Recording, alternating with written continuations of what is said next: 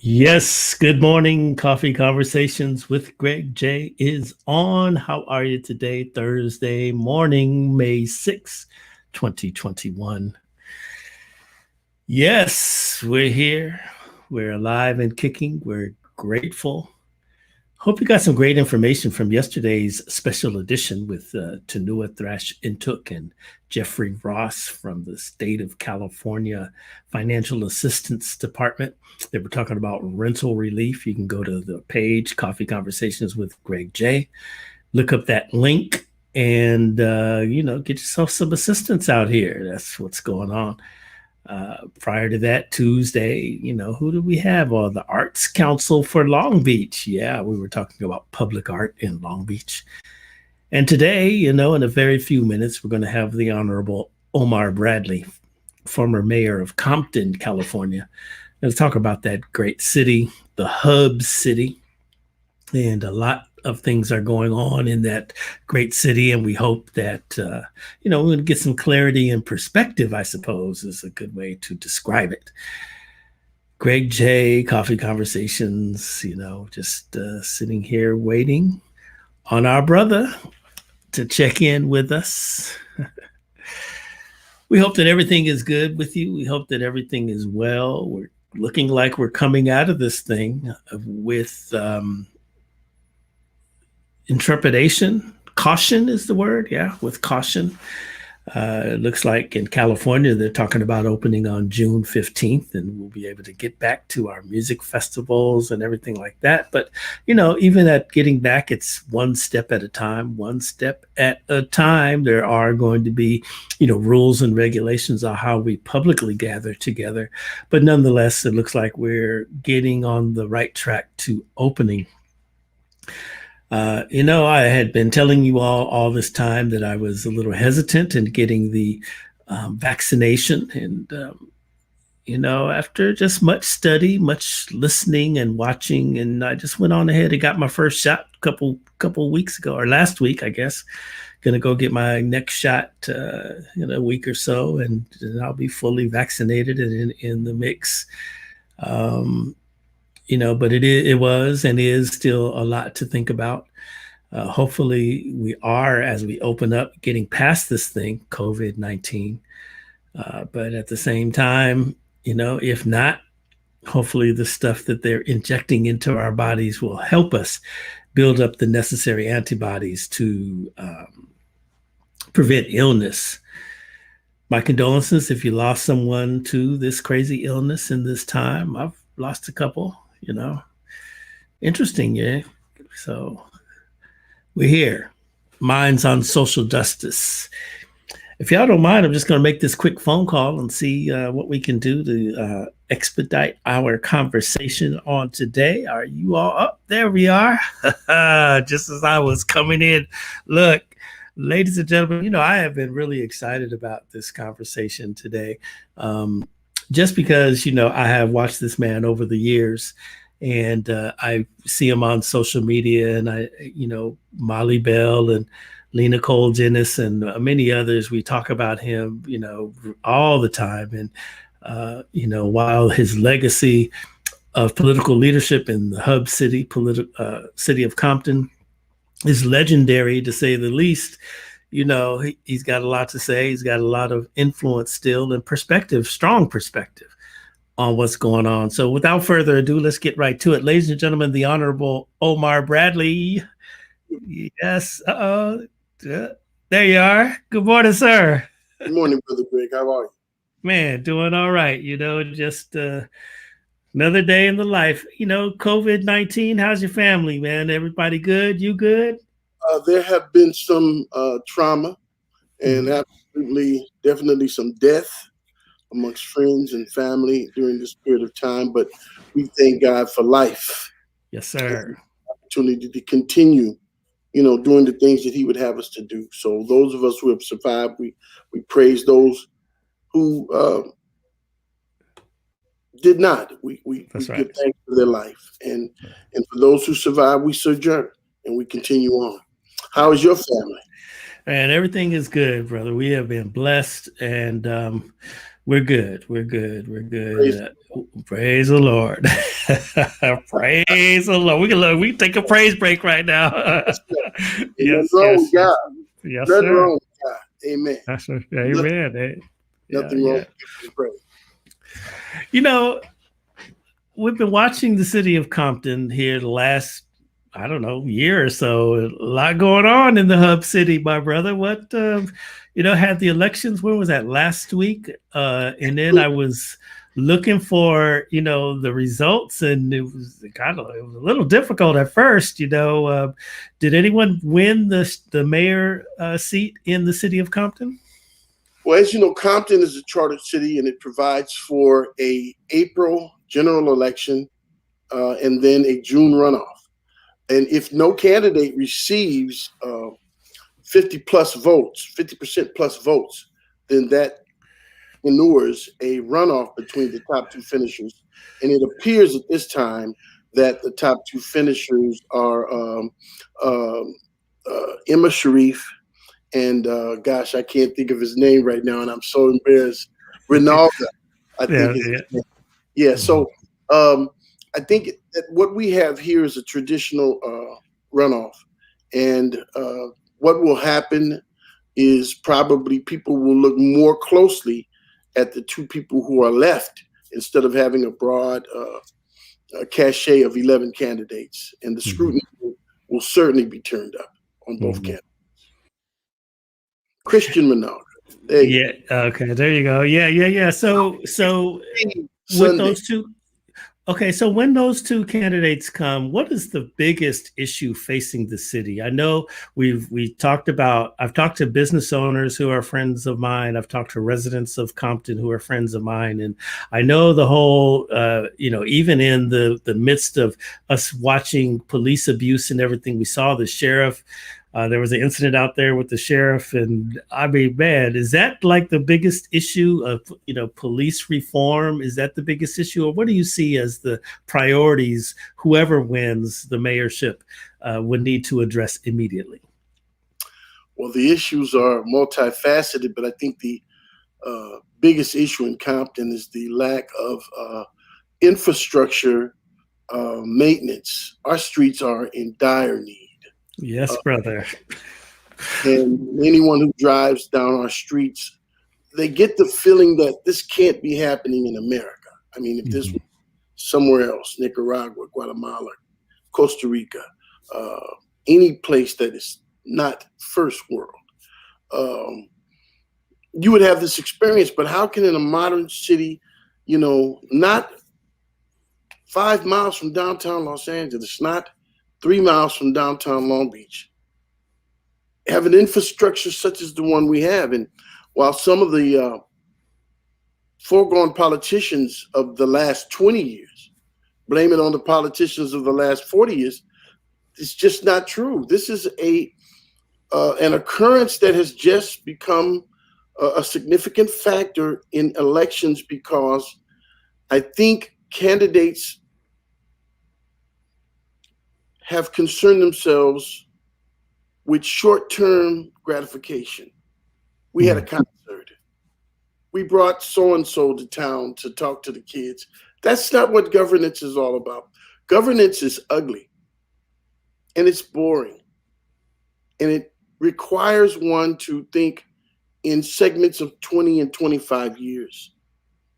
And so if you're a politician in 2000, you're thinking, what will Compton look like in 2020, Mhm. in 2040? And if you don't have that kind of vision, then you doom to the city to go into what I call a developmental relapse, whereas everything breaks down at the same time. It's like the body. If you don't care for the body, If you don't take care, if you don't drink enough water, you start getting a shutdown of the kidneys and then the liver, and then the whole renal system fails.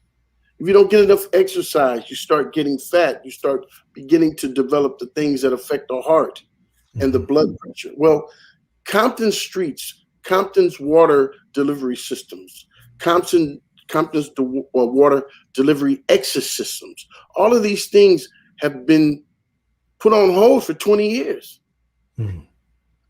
Funds have been taken out to build buildings that were unnecessary. Yes, we built a new Dollarhide Center. Did we need that, or did we need fresh water?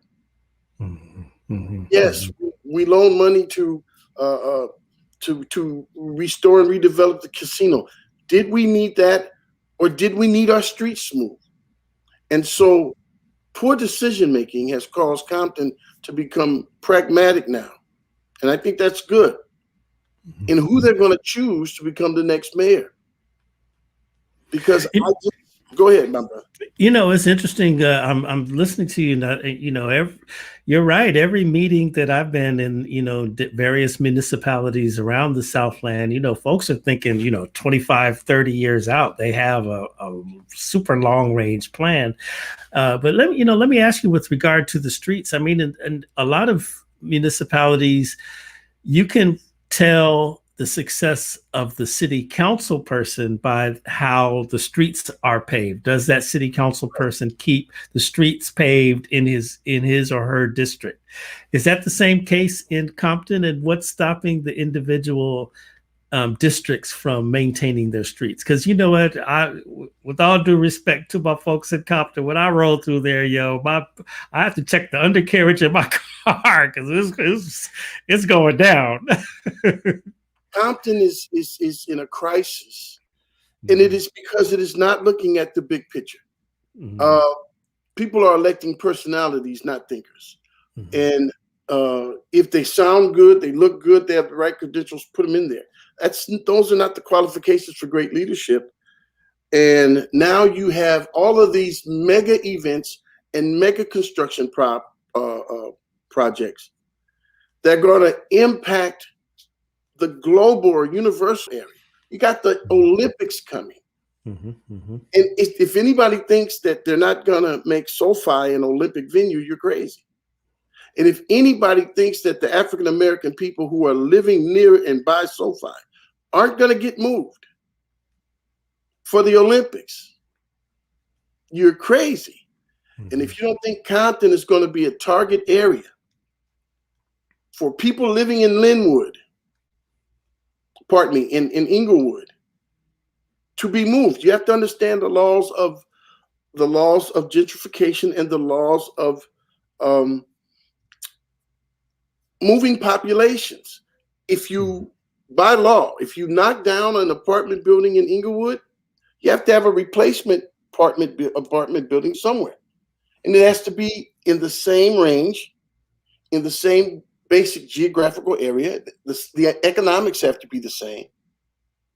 And already they have major plans going up in Compton to build major lease and rental units in the middle of Compton. Why is that? I mean, and then the community, the African American and Latino community, they think the race is about, oh, we want a black person. Oh, we want a Latino. No, you need a smart person. Because if you don't understand that the Olympics are coming, if you don't understand the impact of the Chargers, the Rams, and the Clippers on Inglewood is going to cause a massive gentrification in Inglewood. These people don't see this, but they're not going to stay there. If you think they're going to stay there, then go look for the Latino people downtown where they built Staples Centers. They're gone. And the same thing will follow in Inglewood, and it's going to impact Compton. Now, if you don't factor that into the need to repair the streets, the need to deliver fresh water, the need to have solid water waste systems to exit the water, which is going to what? The need is going to be tripled because you're going to have more people. And the more people you have, you're going to have more industrial and commercial, more restaurants, more dry cleaners, more gas stations. Mm-hmm. Then if you don't see that, then you render Compton in the situation that it's in now, which is lack of leadership. People still aren't seeing the impact of what's happening in Long Beach to the city of Compton. Mm-hmm. As Mm-hmm. Long Beach grows and develops, people who don't want to take the freeway and want to drive surface streets, they come through Compton. As Yeah. the Long Beach freeway becomes packed, trucks are not taking the freeway, they're taking Alameda. And as a result, you're getting potholes because of seismic movement. Massive, massive trucks all day long. Yeah, I was reading something where they were talking about the trucks coming through Compton on Alameda. What happened to that super construction project where they made a big old thoroughfare for the trucks to get from the port of Long Beach, on into downtown, and it was The running along Alameda corridor. What happened to that one? Well, it worked, and it has saved the ports millions of dollars. It has Mm-hmm. saved Long Beach millions of dollars. The problem is that when the African American politicians of the time sought ways to not just allow this to happen, but more importantly, to allow the people living around it, around the Alameda corridor, to benefit from it. Mm-hmm. I can tell you what happened to those politicians. You want to hear? I Mm-hmm. can tell you the Alameda Corridor Commission of the small cities was made up, and I can tell you exactly what happened to those politicians who fought the Alameda Corridor and tried to find ways to benefit the cities. Okay, you want to hear it? Sure. The Let's mayor, go.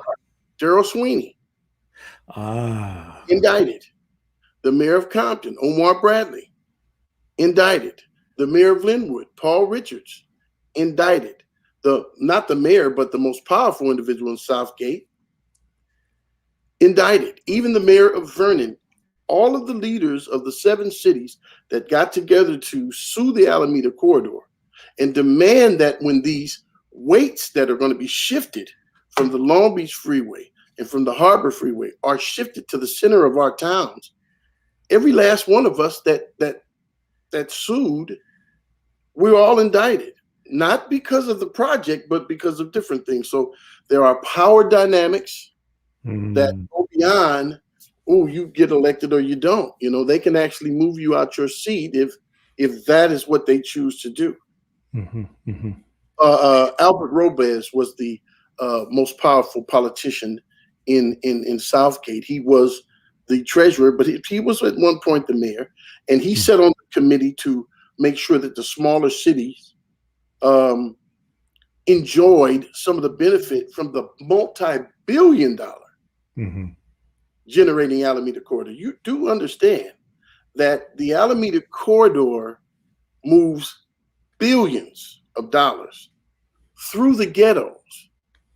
They have displaced the capacity of the land in the ghettos to sustain themselves by having hundreds and hundreds of trains and thousands of trucks, but the ghetto gets nothing.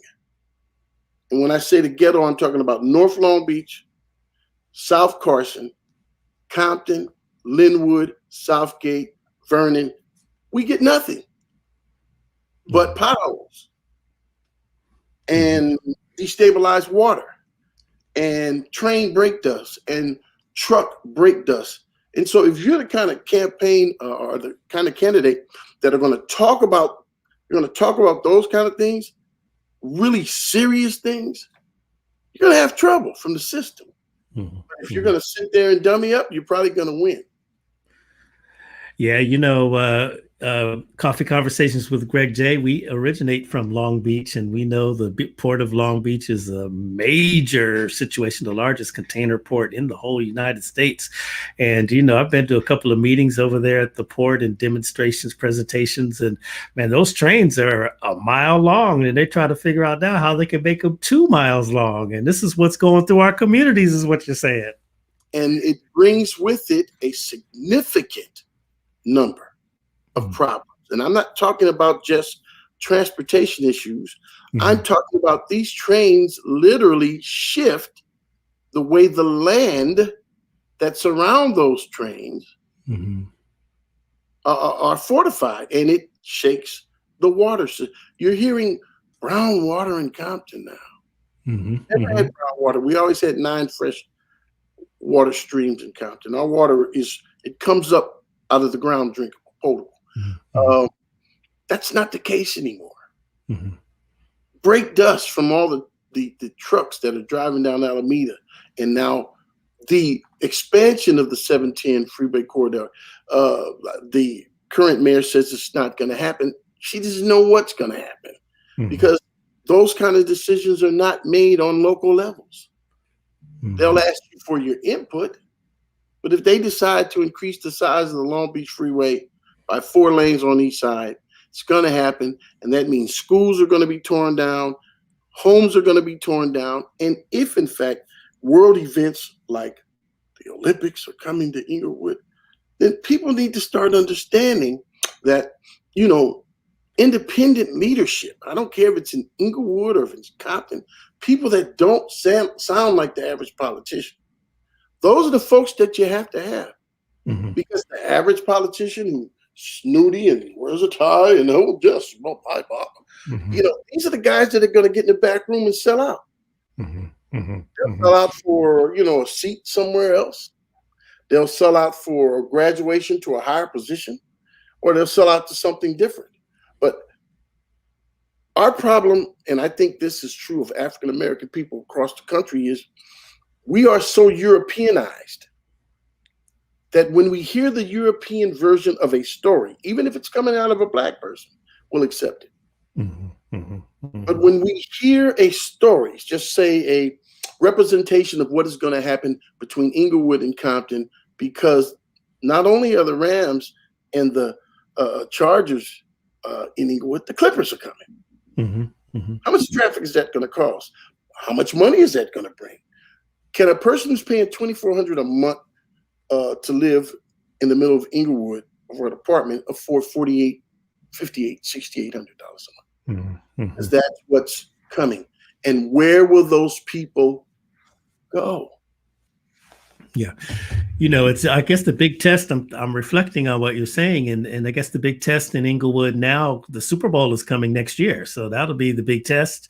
They'll be open up now for SoFi was built, but we had COVID, so the people weren't there during the season. But this season coming, I'm sure they'll be wide open and the traffic will be hitting. But the Super Bowl is coming 2022. To Inglewood, and a big test of what you're saying right now is less than a year away. Money will flood in to Inglewood as it relates to the acquisition of property, so that when that event occurs, it's going to be designed to look like America. Mm-hmm. Do you understand? Yes, I do. Because America wants to present a certain image of itself. America does not want to see the face of the Inglewood Bloods. They do not want to see the face of the homeless.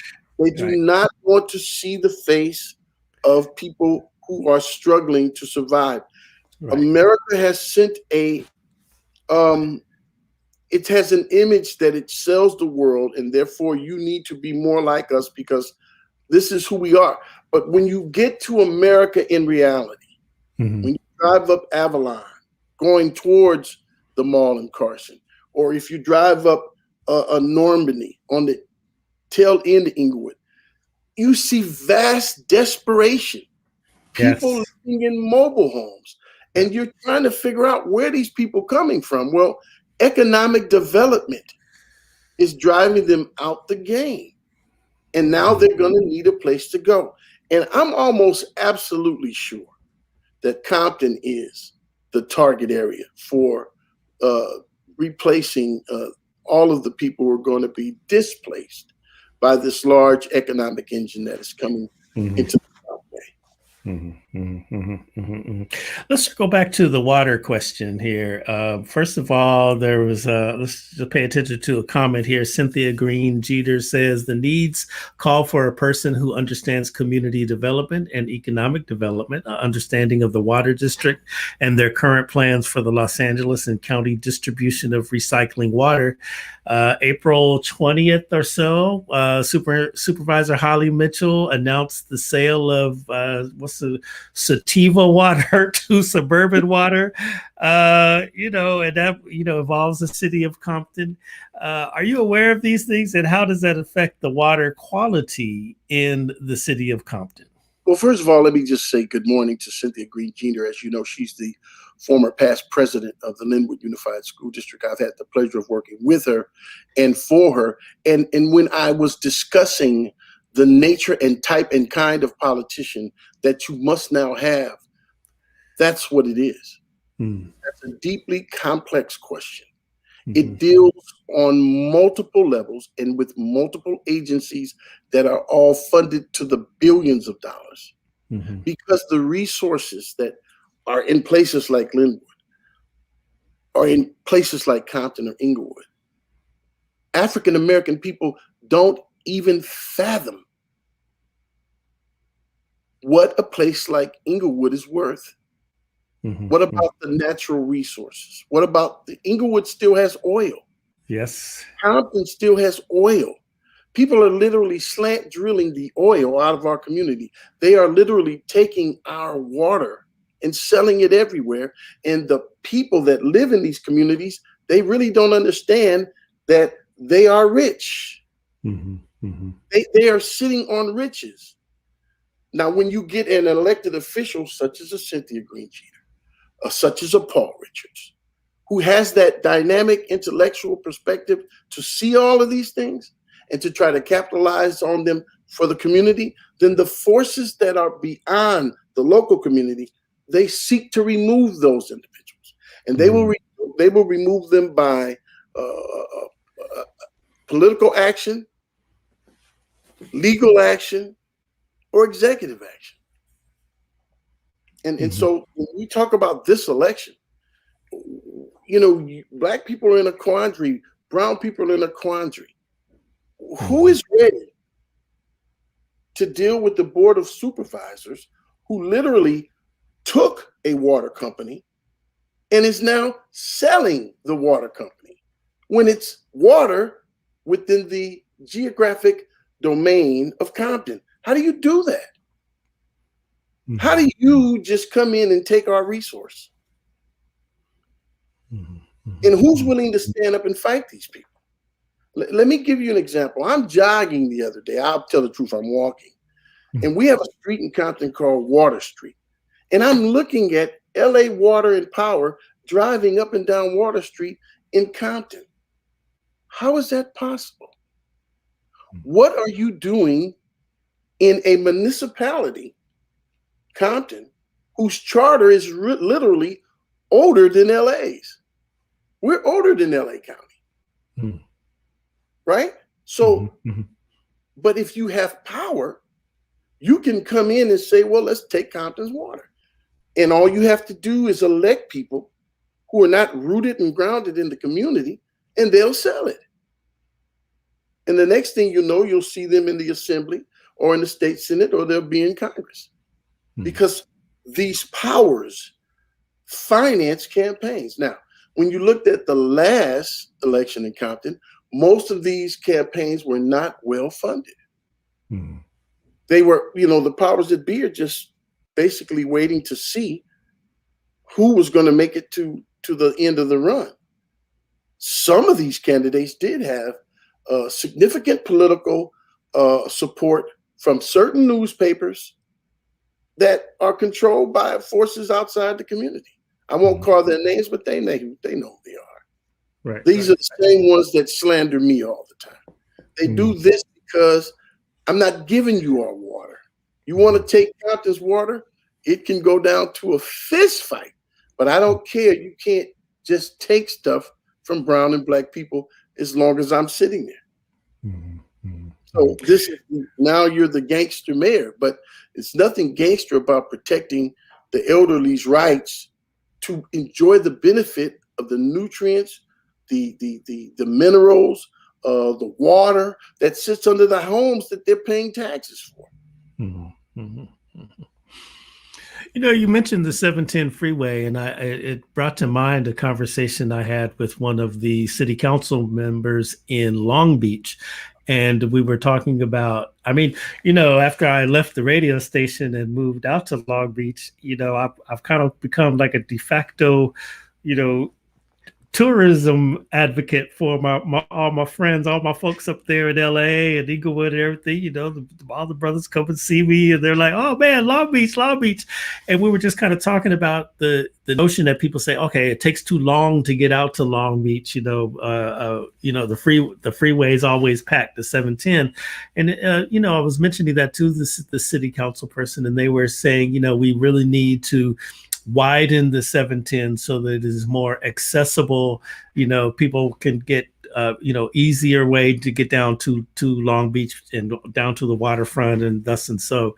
And so, on one hand, I see, okay, that's a good thing, but I'm listening to you today and I'm like, wow, that you're right. It can affect the cities along the way. You know what I'm saying? So this is some things that we really need to consider and really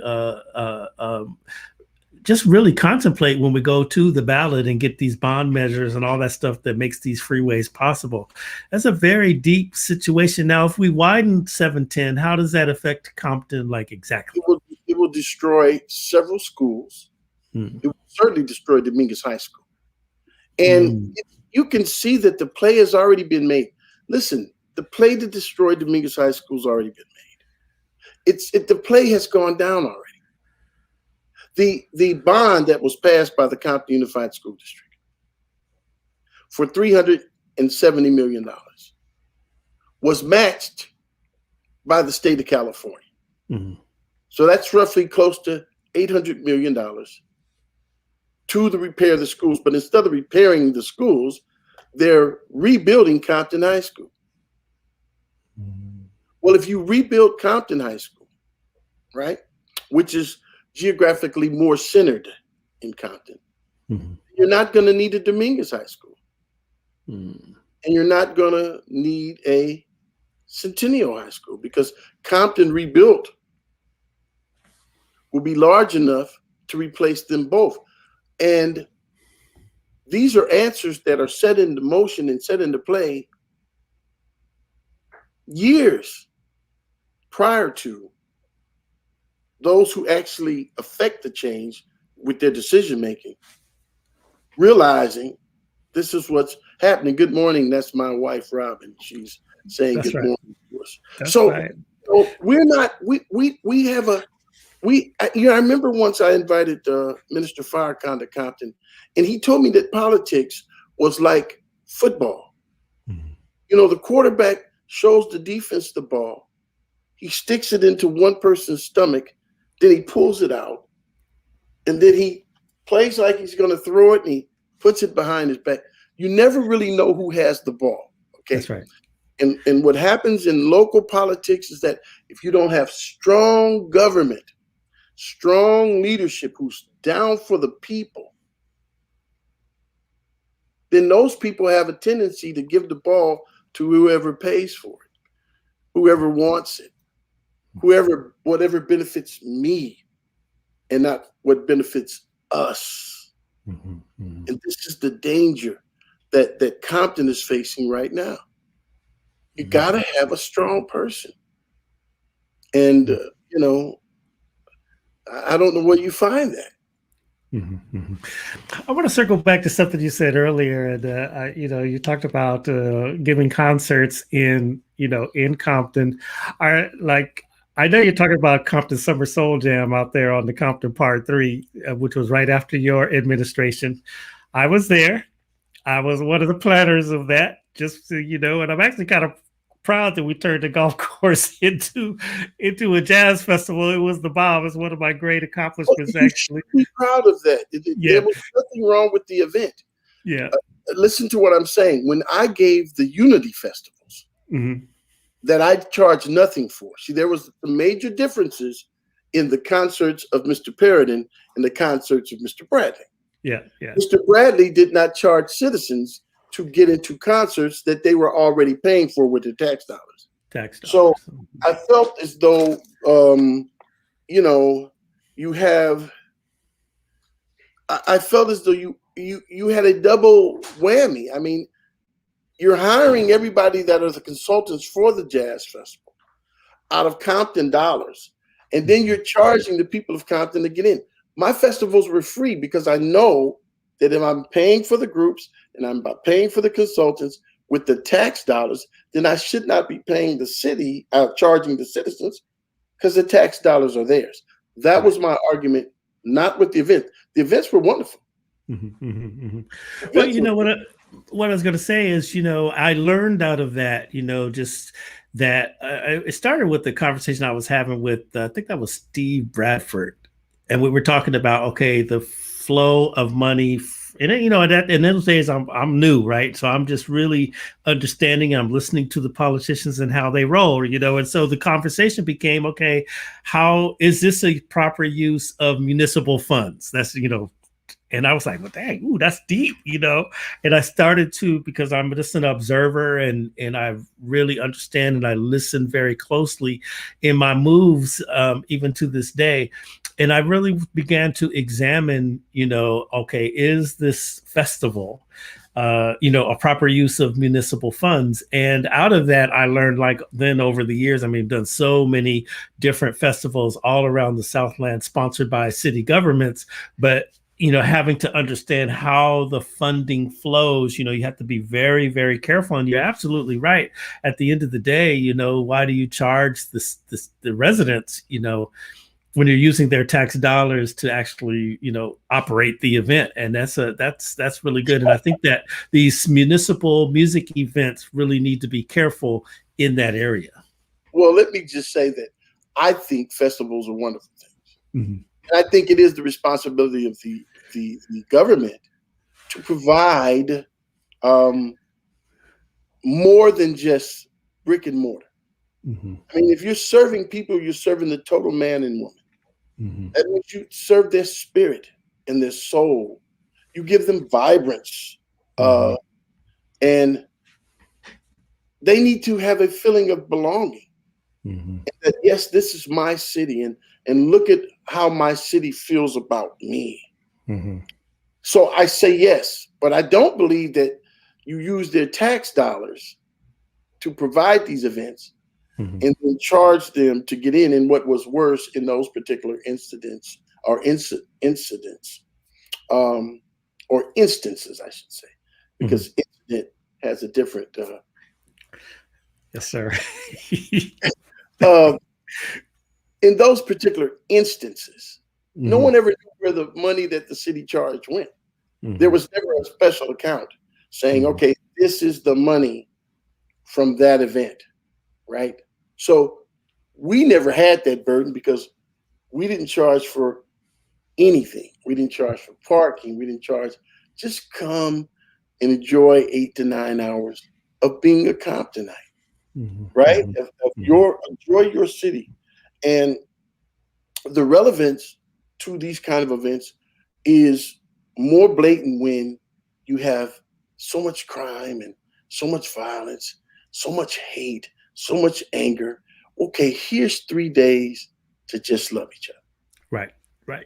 To just love on each other, to just appreciate each other, to just listen to some good music. The festivals I put together in LA with former police chief Bernard Parks. He was then the council person of the 8th District in LA. We did Lamert Park, MLK. We did fireworks out in Exposition Park and all that. And they were ginormous, right? Ginormous festival events. And he would always tell me the same thing. You want to make it free to the residents. You want to give them an opportunity, like you say, to love on one another. And then he said, one thing is important: economic development. Make sure that the businesses in the community are able to come and do their, to showcase their stuff and do their thing.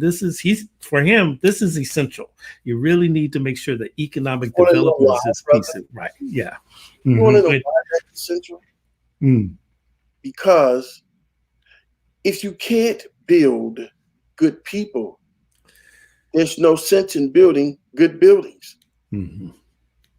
Good people who circulate and who invest in your community, they are the real entities that sustain the economic development that will build big buildings. But if you build the Taj Mahal on Murder Row in Blood Alley, who's coming? Right. If you're doing 90 murders a year and you build a beautiful glass mansion and these killers, who's coming? Mm-hmm. So you invest in people, you give them a sense of belonging, Mm-hmm. you give them a sense of somebodyness, that I am important as an entity just by myself. I'm important. Mm-hmm. And when you do that and you continue to do it, you have one time we brought the Los Angeles Philharmonic to Compton College. And I remember the press was saying, who's going to come? Who from Compton, the capital of gangster? Man, the place was packed. Right. When they began to play and you can hear those strings and the harps, Mm-hmm. and Yeah. were just mesmerized. And I couldn't hardly get out of the way. Love you, Mayor Bradley, because, people want to paint us in a certain way. Mm-hmm. And we're not just one thing. Mm-hmm. We're not just DJ Quick. We're also Tracy. What's the sister? You got a fast car. We're multiple. Yes. And we need to Wow. expand. We need to get Black folk singers. Mm-hmm. Mm-hmm. People Mm-hmm. that their music stirs the heart and imbibes love. So who's that? Tracy Chapman? Tracy Chapman, yeah. She's from Compton? No, but I love her music. And Okay, that's Compton. right. I love it. But I'm just saying, Brother Greg, I don't necessarily have to have okay, you want to have a gangster rap show? If we can secure it, go ahead. Mm-hmm. But yeah, what about Jean-Luc Ponty? Mm-hmm. What about John Clemmer? Mm-hmm. Mm-hmm. What about the masters of jazz who are still alive? Mm-hmm. What about wonderful Latin music? Mm-hmm. Why can't we hear it and let it feed our souls? Yeah, I think it's a responsibility of government to do these things. And back in the days when I was growing up, we had all that. Mm-hmm. And we had marching bands in our junior high schools, and we had philharmonic style bands in our elementary schools. Mm-hmm. And it produced so much great talent. So arts is essential in the city, that's for sure. Yeah, that's what I'm hearing you say. Wow, that's really something. And let me ask you a question though. I love Compton because when I'm rolling through Compton and I see the folks on the horses, dude, that is crazy. I love that so much about Compton. Matter of fact, there's a movie on Netflix or one of the channels there, and I was watching it with my grandsons, and they looked at me. It's called Concrete Cowboys with Idris Elba, and my grandson was asking me. He says they ride their horses in the city, and I said, yes, brother. I said we could just go roll over here to Compton to see that, And he's like, really? Believe it or not, when I was mayor, we had plans to build an equestrian park and to literally take some of the kids that were having problems and get them into the equestrian lifestyle. It's an entire lifestyle.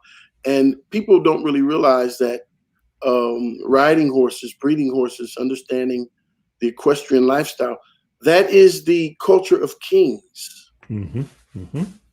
So once you're around wild animals and you learn to tame them, and you learn to feed them, and you learn to speak to them, as they say, horse whisperers, it actually calms the soul of the person doing it.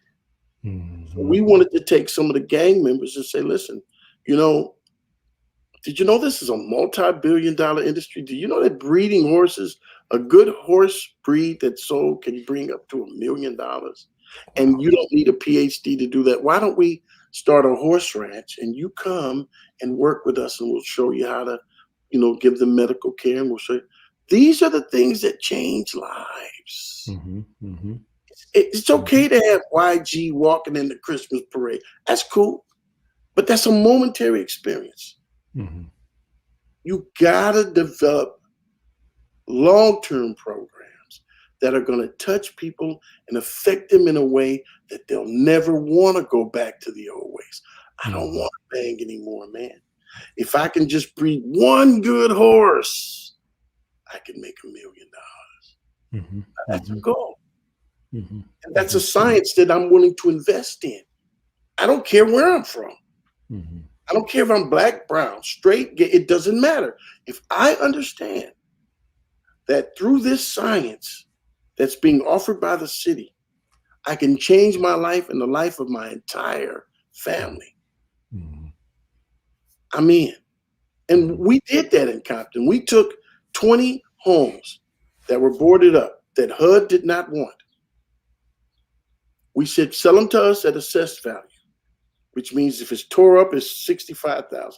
We took prostitutes, gangbangers, crooks, cons.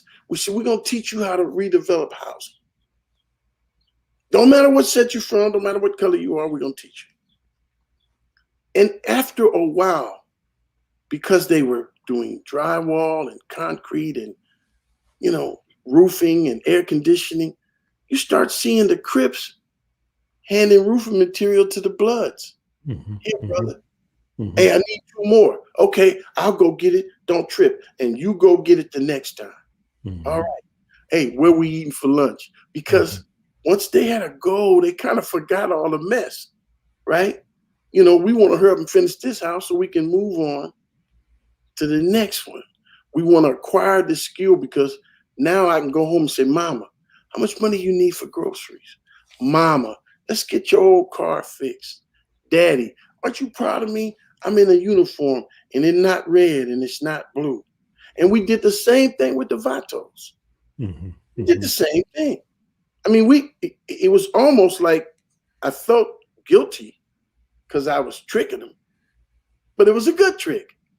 It's like, here's the budget for graffiti paint. Every time you paint on a wall, we got to spend money to take it down. Check this out. Every time you don't paint on the wall, I'm not going to spend this money on paint. I'm going to hire one of y'all. Mm-hmm. And I'm going to give you a job not to tear it down, but to build it up. Mm-hmm. And then after a while, you start seeing, guys that the community was afraid of, saying, hey, let's do good. Mm-hmm. Let me ask you a question about the construction piece. I mean, you just spurred to memory.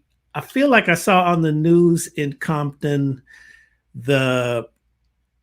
so I guess the city, I can't remember all the specifics, but I know they were trying to get the brothers to unite so that they could rehabilitate homes and basically do community development. It seemed like a good thing. And it was the OGs, try to all come together and bring the sets together so that they could, do this construction and build homes or repair homes or do some infrastructure repairs. And I guess it was a big controversy on city council. I just remember that on the news. Was that what that was? Sometimes, brother, I get it, yeah. I understand.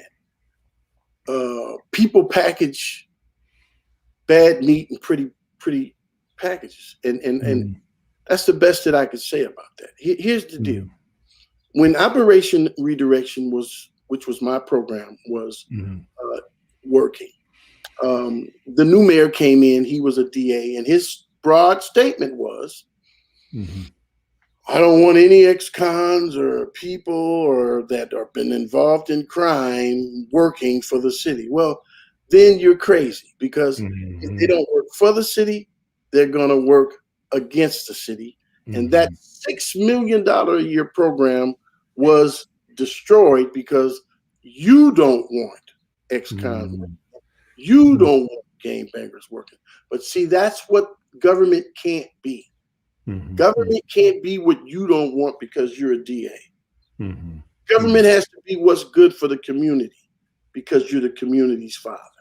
Now, Yes, projects did come in where people wanted to recapitulate the same idea and the same notion, right? Mm-hmm.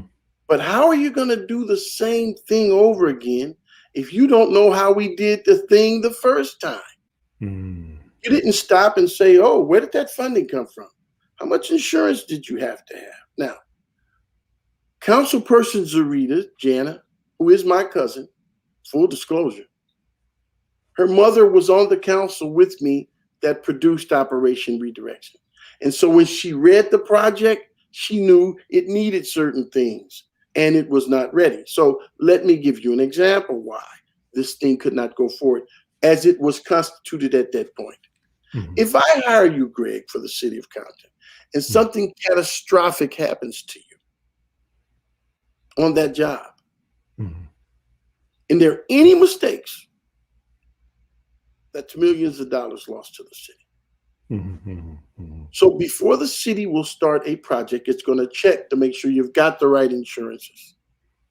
It's going to check to see that you have the right indemnity. It's going to check to see if you have a safety training program. Because if I put you on a project in the city, something as simple as paint a gym, and you haven't had any safety training, and you fall, become crippled, well, now I'm responsible for that. They're not going to sue the little project. They're going to sue the city and the taxpayers as a whole. So as I understand it, all of the check marks for what you have to have weren't there. Mm-hmm.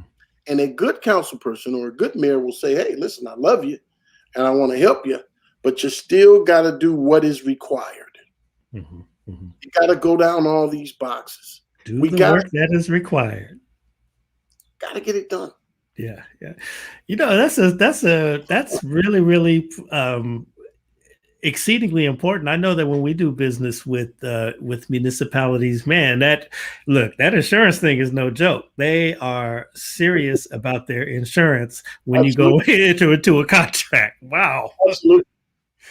I mean, most cities won't touch you if you're not bonded. Most school districts won't touch you if you're not bonded. And to become bonded, you must reach a certain level of proficiency. Yeah. That some bonding company says, okay, they're ready to go. We'll put our money behind them.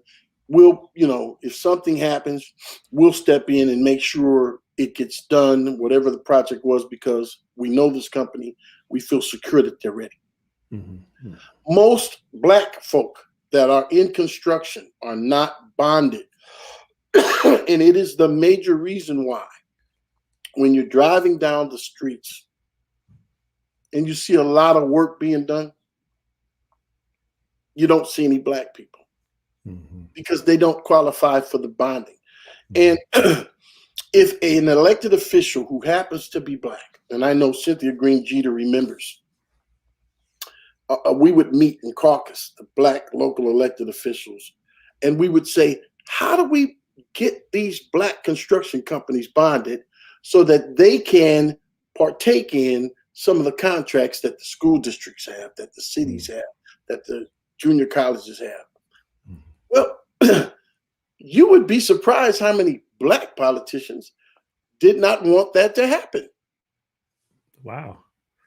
And they were some of the most militant and vocal ones. But sometimes who's paying them informs their decisions. Now, if you're not on the take and you just want to see some brothers and some vatos, some Latinos, and some sisters get a contract, sometimes you just got to push all that out the way, make sure all the dots are checked off, and say, look, we're going to get you in. We're going to do what's necessary. We're going to help you. It's interesting. That's absolutely right. I will share with you a story. My good friend Greg Doolin, the owner of Doolin's Soul Food, they got a couple of restaurants, right? So I was over visiting Greg, and he says, "Well, hey man, I'm getting ready to go feed 5,000 construction workers at SoFi Stadium. If you want to come on. And I said, okay, sure, I'll come in with you. And I went out there flipping burgers and hot dogs. It was really a cool experience for me and everything. But what I did notice as all those thousands of construction workers came through, I had heard rumblings on the street that there were not enough Black faces in the construction of the stadium. But what I saw plenty of Black and brown and female construction workers. That's what I saw for my own self. And I was like, well, shoot, they really did the doggone thing. And then I was reminded by several people across my platforms that there were sisters out there and in executive positions who were making sure that minority communities had the proper bonding and even, facilitated training programs so they could get the proper qualifications in order to work on, these major sites. And, what you're talking about is, that's it can be also a need, I guess, in Compton too, as we go about it. And a hybrid of that, it sounds like, of what you had with the gang members and creating this training, this fertile ground for them to become construction professionals. Let me just say this. You're so right. And I commend SoFi. If that's what happened, I do know one African American that did participate in that. But look at this. President Biden is reimagining infrastructure. Mm-hmm. He's asking for billions he's asking for trillions of dollars to rebuild these things. When you have a forum and you're talking to who's going to be the next mayor, why don't you have someone who understands the significant disconnect between job readiness and project readiness that exists in minority communities? I mean, in this primary election, when they were having these forums, nobody was asking the question, how do we access the $5 trillion that are coming when Biden begins to fully expand his Build Back Better program? Because we've got 5 freeways in our general vicinity. So if that is the case, where are the leaders of Compton, and why aren't they meeting with technical colleges, with Compton College, with all these construction companies saying, listen, we know this is about to happen. We want to put together training programs to make sure every Crip, Pyru, 7-0, Vato, because I'm going to tell you something, man. I was a young man at one point, and when I was making $25, $30, $40 an hour, I wasn't thinking about robbing anybody. I was checking my bank account, making sure, hey, you guys put some of that money into my T-bills. How my investments going. And you got to imagine that these youngsters, if they get these kind of opportunities, they're going to do the same thing.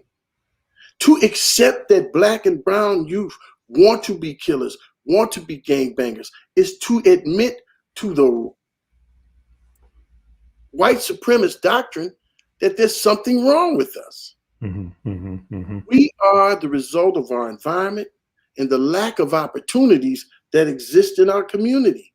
And good leadership will address that, and they start addressing it before they're elected. When I am elected, I plan on going to Washington, D.C., and I plan on meeting with our senators and congresspeople and demanding funds to educate our young people on the things that are going to be the jobs of the future. You didn't hear any of those kind of questions in these forums. And so when you don't ask the right questions, how can you get the right answers?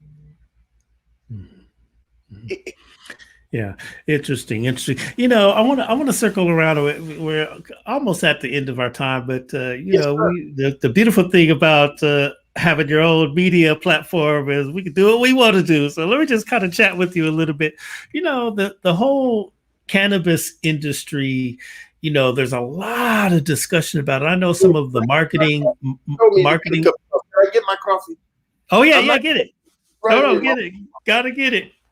This is Coffee Conversations with Greg J. We talking to former mayor of Compton, Omar Bradley, the Honorable Omar Bradley. There he is. You Boy, know, he's a legendary in these parts. That's what I know. You know, that's a good thing. I might Hey. even be nefarious.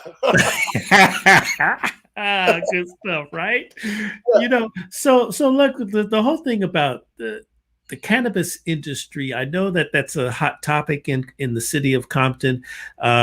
It's a hot topic across the country. A lot of the national marketing conferences talking about the African American, business development. They're talking about it. The great George Fraser has 8 uh, categories that he feels entrepreneurs should be getting into right now, and cannabis is one of them. I know in the city of Long Beach, cannabis is a huge deal. They got the little weed shops all over the place, but now I know there are council persons, identifying the inequities of people, for people of color to get the licensing and all of the stuff that you need to do to start, your cannabis business. This is a big topic in Compton. Uh, do you have cannabis in Compton? Are Not you are you for it, or what's the issue in Compton? I'm not for cannabis. First of all, I'm you know me. Yes, sir. I'm as close to being a black. Wow. I don't even know how to describe what I am. Let me just be honest with you. Yes, sir. Let's get it. Any black person needs to smoke weed because you getting shot down, beat down, cut up, destroyed. You don't have time to be high. You feel me? Yeah. Now, this is where I get real serious. Yes, sir. Ain't no time to get loaded. We being murdered. And for all the people that want to promote weed and have weed, do your thing. Just remember, Malcolm didn't smoke weed. Mm-hmm. Martin didn't smoke it. I mean, we're living in more dangerous times than they. And the problem is we don't seem to get it. Mm-hmm. Mm-hmm. We don't get when 1 million white folks go to the Capitol and face death because they want a white supremacist president. Mm-hmm. Mm-hmm. And if you have a white supremacist president, not that you don't have one now, but if you have that, how does that threaten your children's lives? And you're going to literally battle to bring an opioid so that your children will grow up and think it's all right? We 500 years off schedule. We don't even build a bicycle. We don't make tricycles. White people are building spaceships to go past Mars. They've landed there. And they give black people weed? What an insult to us. And for all you brothers that think you're going to get rich, let me give you the psychic Omar. Tobacco has been legal for 500 years, and you don't control not one tobacco factory. So what makes you think they're going to let you keep weed? You just biting an apple with a worm in it and a metal hook. What we need to be focusing on, Brother Greg, is how to teach our children to be so self-contained that we control the courthouses, the DAs, the judges, and the cops where we live. And damn it, if you shoot one of us and it ain't right, you're not getting second-degree murder. You're getting first-degree murder, and you're going to face the death penalty. Because black life is just as precious as any other life on this planet. Any, maybe even more. And so my thing, brother, is this. I don't get mad when I got family members that smoke weed. I got, people that want to go in their business and I know them. But don't you think, brother, that we could be spending our time as black people on some topics that are going to change the telemetry of us. Where are we going to be 30 years from now? And this owning or controlling some weed going to make a difference to enough of us that it matters. Mm-hmm. Well, you ask these young black people, who is Malcolm X? They don't even know. I don't know. Yeah. They don't know who El Hajj Malik El Shabazz is. Yes. They don't know who Eddie Shabazz is. They don't know that black people died so black people could have choices. Yeah. You understand? Yeah. And so, okay, you want to sell weed, but know this. You ain't selling nothing that white folks don't want you to sell. And why is it out of all the things they want to give you to bring you up, it's weed? What an insult. What an insult that the NAACP supports this. What an insult that BAPAC supports this.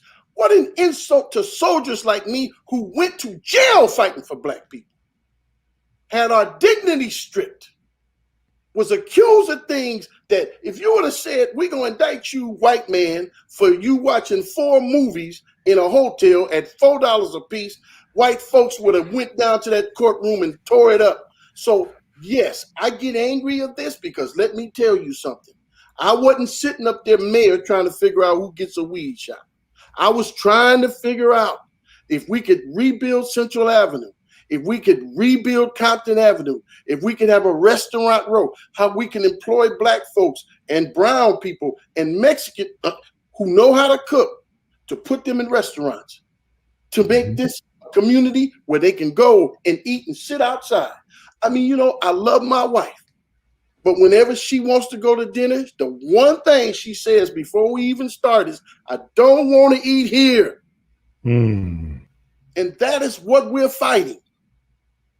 We're not fighting whether or not you can sell chronic.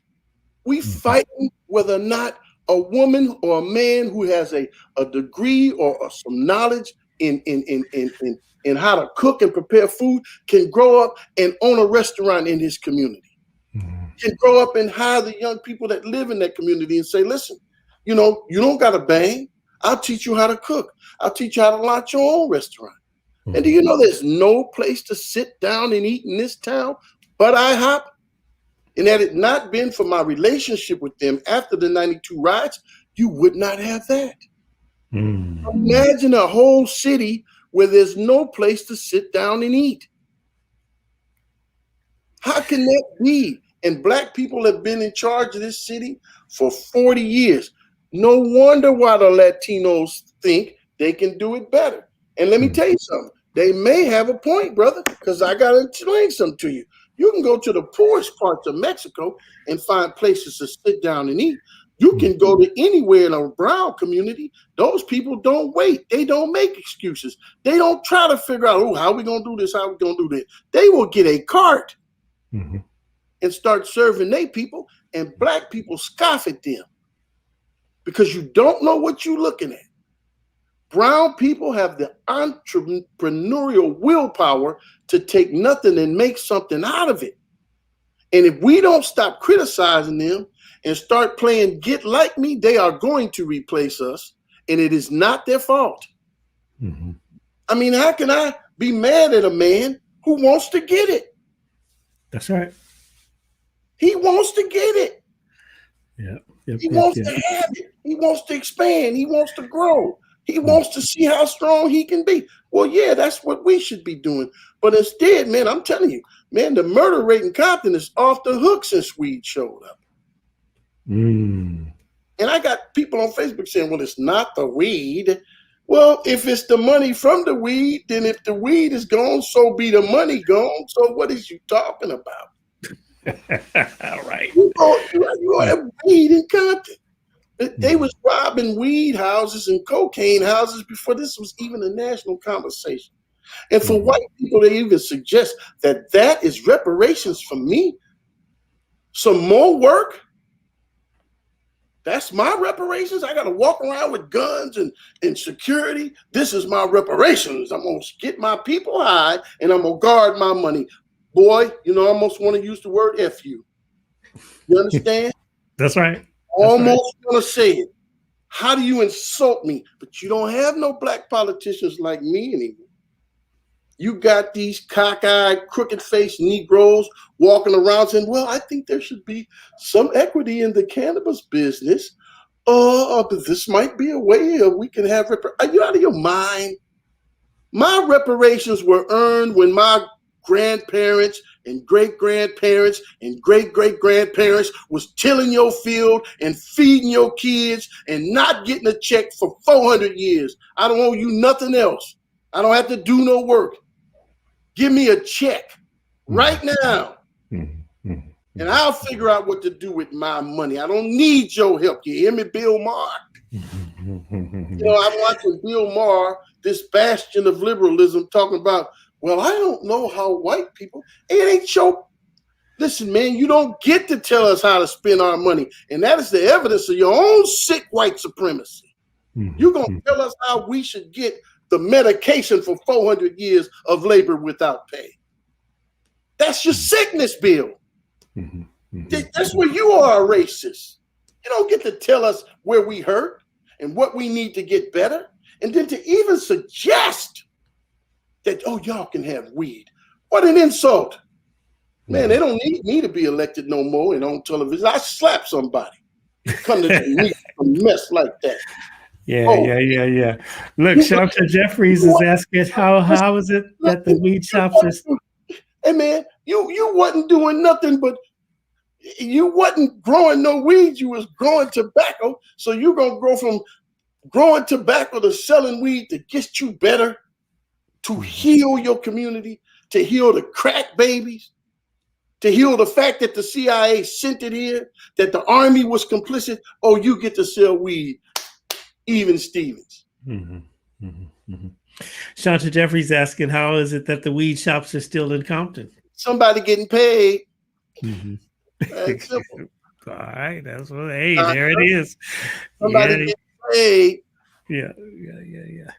All right, last question I have for you. Okay, so now look at these voting results and everything, and man, I mean, some candidates only got a couple hundred votes. What's the popular race to split the votes? They were put in the race to create the outcome that we have, and everybody knows it. I mean, how do you stop certain people from reaching plurality? You put in a bunch of candidates and you split the votes. And what is sad for me, and I say this because I supported James Hayes, is that he was the most sedate, mature candidate in the race. Probably, I don't know because I haven't selected everybody's IQ, but probably the most intelligent. And he wasn't chosen. Now, either black people don't want intelligent, sedate leadership, or they do, and it's just not borne out when you allow the county to count your votes. No one is understanding what's going on. Why is the county counting our votes? What, you can't count no more black people? You lost that ability to. And who involved in the county board of supervisors owns weed shops in Compton? You're not looking at the big picture. You can't look at it because they can send you the Sentinel and they can send you the whatever the other paper Danny's involved in. And Omar Bradley was convicted of 50 murders. And then the week after the election, he apologized. Oh, well, no, he wasn't convicted of murder, was he? But what is your motive, brother, to tell these lies about me? But you just going along to get along because you sitting in this bigger infrastructure, Danny. And the way you continue to be who you are is by them supplanting you with money and capital so that you can keep putting these massive lies in these newspapers. And it's not just on the local area. This is what's going on MSNBC and Fox and everything else. I mean, we're having conversations about how bad President, my wife, she just loves me. So come in, dear. Come in, dear. That's right. We're having conversations about how bad President Trump was. Okay, he might have been and I'm not a Trumpite. He might have been egregious verbally. But have you ever read the crime bill that Biden authored? He did. He did that. Did you look at who was supporting it? Yeah. Did you see whether or not if Strom Thurmond voted yes for it? An avowed racist?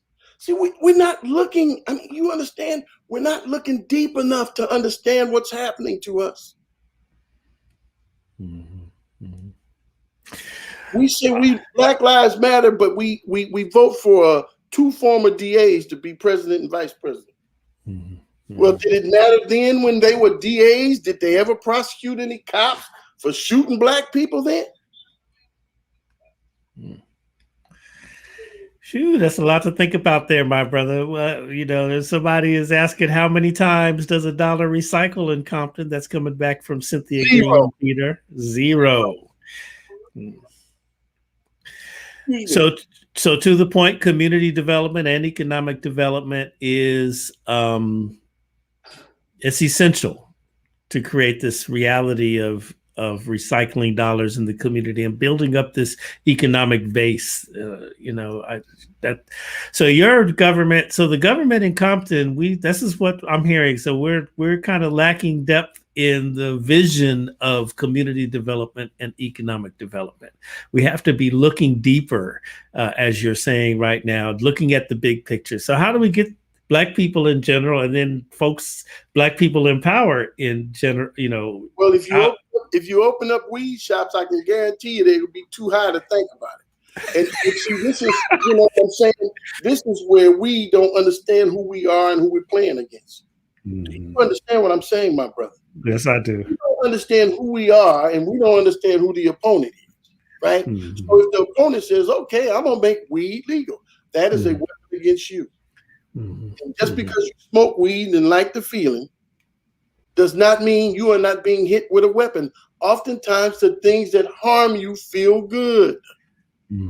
What was the island where they poisoned everyone? I can't think, Guyana. Guyana, yes. Even they put the poison in Kool-Aid. Yeah. Are you feeling me? Do you get what I'm saying? Yeah, I do. It just ain't poison here. We got some Kool-Aid for you. And that's what these things do to us, man. You don't understand. When you create images of Black people like Lil Wayne and all of these young Black males who you can't figure out, who are you? Right. What part of our world do you come from?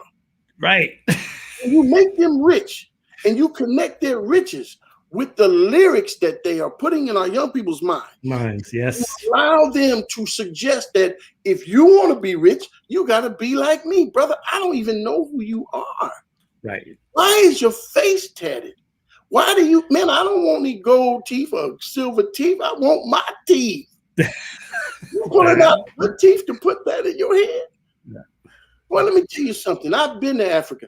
If you ship some of these Negroes to Africa, they'll kill them as soon as they get off the plane. Truth. What's wrong with you? Let them.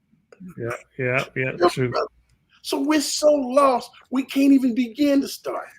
And those of us who think we are informed, you are not. Because you have not been in the places where you have to go to prepare yourself to lead brown and Black people. You got to be suspect of everything. You got to be circumspect on everything. You got to study to show yourself proof. When I was mayor, the Compton City Council weekly agenda was about 2 inches thick. It's not even a freaking 4-page document anymore. Their whole agenda is like 4 pages. They're not doing any business. It's a television show. And the business that's being done is not being done on behalf of the city, and it's not being done at City Hall. When I was mayor, with 663 employees. It's under 200 now. What is going on? All our parks are closed. What is going on? And they were closed before COVID. Before COVID. Now, a person that studies how cities work, how municipalities work. You're graded on about 5 different things, but the top 3 is your education system, the delivery of the services that cities provide, and your parks. We are crucially crippled in all 3 of those. In all 3. We are crippled in all 3. So the other 2 don't matter. You don't have any good parks. Why would I want to move my family to a town where my kid can't even go play baseball? Your streets are tore up. That's your infrastructure. So those are your city delivered services. They're supposed to fix the streets, make sure the red light and the green lights are working right, trim the trees, make sure the sidewalks aren't cracked so my grandma doesn't stump her toe on one and fall and bust her head. And you're supposed to educate your children. We screwed up on all that. So we're right to be taken. We're right to be the fodder of all these other cities that want to get rid of their incorrigibles. In Compton. Okay, well, we'll figure out how to make that a cottage industry if you help us. That's right. Because I can take homeless people and teach them how to build houses. That's right. I mean, whatever the ingredients are, you can make the food taste good if you got a good chef. We're looking for a good chef to be the mother or father of Compton. All right. Looking for a good chef. You heard the Honorable Omar Bradley with us. Thank you so much, my brother, for coming. Molly Bell has been checking in. Yes, Molly, I saw you. I think I said your name earlier. Come on, sister. I love Molly Bell. Yeah, Molly Bell is the business. Yes, love her. And she's saying that you were powerful, and thank you so much for coming on. And Cynthia Green Jeter said this has been an outstanding interchange. Thank you for sharing with us, eye-opening and thought-provoking. Great job. And with that, I just want to invite you back. You got an open door right here, Omar Bradley. Come on, let's get it. We put together our own show. Yeah. We'll put a dual. You be the right and I'll be the left, or I'll be the left, you be the right. It doesn't matter. Sir. Look, I like to say, I'm not Roland Martin. I'm just an observer of the community, a brother, just a normal brother who I've seen, and I'm about the people, and I really love, and I'm all about our culture, our stories. Our mantra here inside the Dream Creator Studio is telling our stories. And we focus on local for sure, but we're also global because we are building a bridge of music, arts, and culture between Africa and African Americans. And everything that you hear through this program, we're this is what we're doing. We're just trying to observe and see. We want to hear the information. Let's get Omar Bradley on here. What he got to say? This is what we do. Well, I'm always thankful for podcasts and broadcasts like yours, because we need to hear the truth whether we like what it sounds like or not. Right. And you provide a medium where the truth can be told. And I said some of the things that I was saying on Channel 7, they would have broke the commercial and got me out of there. That's what's up. Well, y'all, listen, next Tuesday, we have an interesting show coming all the way live from Durban, South Africa, right? And so we've been hearing a lot about the royals in, you heard Prince Philip died, you heard about Harry and Meghan and the whole thing. All the time, every time you turn on the news, they're talking about European royalty. The nation seems to be fascinated with that. But what about African royalty? Did you know that the king of the Zulu nation, some 30 million people, just passed away? Did you know that his wife, the queen, ascended as what's called the regent, while the elders, and they do whatever it is they need to do traditionally to elevate the next king? But she was the ruler of the Zulu nation while this is happening, and she passed away just last week. It's a big deal in African news. The Zulu nation is still ginormous. We have my good friend, Dr. Dusama Goba is coming in live from Durban to discuss this and other things out here, because he's also a business person, a good friend of mine over there. But he's in the heart of the kingdom of the Zulus, and we're going to talk about African royalty. How about that? That's what we're doing. Yeah, yeah. African royalty is I've been to Africa, and I am a paramount chief in Ghana, and the ceremony, the pageantry is definitely second to none. And we need to learn more about who we are, where we come from, because I got a real bad feeling we're going back. We're going back. Yes, brother. Man, if you only saw the 10-year plan. Oh boy. We're going Yeah, home. And it yeah, may brother. be less than 10 years. I tell you Yeah. what, at those people taking the capital, it might have been 10 months. Right? Out. Gotta get out. Right, right, right. Thank Okay, you for thank bless you you. so much, man. God bless you. And everybody remember, love one another. Love one another. Yeah, Love one another. love's in need of love today. Yes, sir. Peace and blessings.